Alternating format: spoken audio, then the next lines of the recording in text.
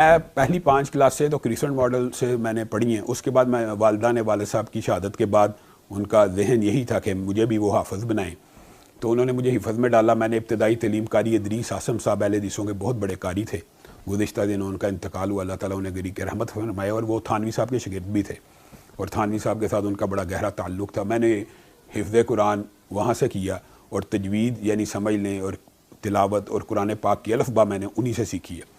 اس کے بعد میں نے 8ویں کلاس میں ایم کیو فاؤنڈیشن ایک اسکول ہے شاہ جمال میں, وہاں پہ داخلہ لیا. اس کے بعد میں کرسنٹ ماڈل کے کالج سے پڑھا. پھر ایف ایس سی کرنے کے بعد میں گورنمنٹ کالج لاہور سے B S C zoology botany state میں داخلہ لیا. اس کے بعد میں نے یہ ارادہ کیا کہ میں نے حفظ کیا ہوا ہے تو میں دینی تعلیم کی طرف دوبارہ جاؤں. پہلے میرا ذہن دنیاوی تعلیم کی طرف تھا, ایف ایس سی کی پری انجینئرنگ پھر بی ایس سی, لیکن پھر میں جامعہ رحمانیہ لاہور ہے, بہت بڑا مدرسہ ہے اہل حدیثوں کا, وہاں پہ 2 سال پڑھا. اور اس کے بعد بی ایس سی کے بعد میرا داخلہ پنجاب یونیورسٹی میں ایم اے میس کمیونیکیشن کے اندر ہو گیا. اسی دوران میں نے مدینہ یونیورسٹی میں داخلہ بھیجا ہوا تھا, وہاں سے بھی مجھے کال لیٹر آ گیا, تو میں مدینہ یونیورسٹی بھی چلا گیا اور میں نے وہاں سے مہد اللغات 2 سال کا کورس کیا. اور ان دنوں میں عبد المتین بھائی تعلیمی حوالے سے آپ نے پوچھا, تو ان دنوں میں ماسٹرز کی بڑی اہمیت ہوتی تھی. یعنی جس کے پاس زیادہ ایم اے تھے, والد صاحب کے پاس 7 ایم اے تھے, تو ان کا بڑا شہرہ تھا اس حوالے سے کہ انہوں نے کنٹمپریری اسٹڈیز کے اندر بھی عبور حاصل کیا ہوا. تو وہی ذوق شوق تھا. حالانکہ جب میں نے ایم اے عربی کر لیا, ایم اے اسلامیات کر لیا, تو میں نے پی ایچ ڈی کے لیے اپلائی کیا تھا اس دور میں, تو میرا رول نمبر 1 تھا شیخ زید میں.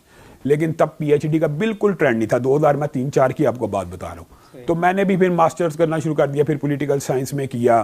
پھر یعنی ماسٹرز کا اس دوران رواج تھا, 4-5 ماسٹر کیے.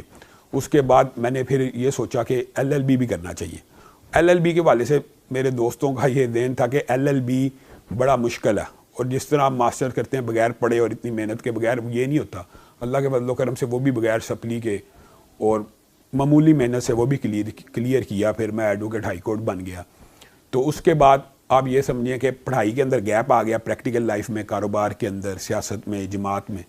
لیکن پھر جب میں نے دیکھا کہ یہ تو اب پی ایچ ڈی کا بڑا سکوپ ہے, تو پھر ایم فل کیا سرگودا یونیورسٹی سے, اور اب میں پی ایچ ڈی کر رہا ہوں یو او ایل سے. مجھے تو آپ نے اسپیچ لیس کر دیا کہ ماشاءاللہ سے دینی اور دنیاوی لحاظ سے ماشاءاللہ سے آپ نے اعلیٰ ترین ڈگریوں کو بھی حاصل کرنا چاہیے. اگرچہ یہ ویسے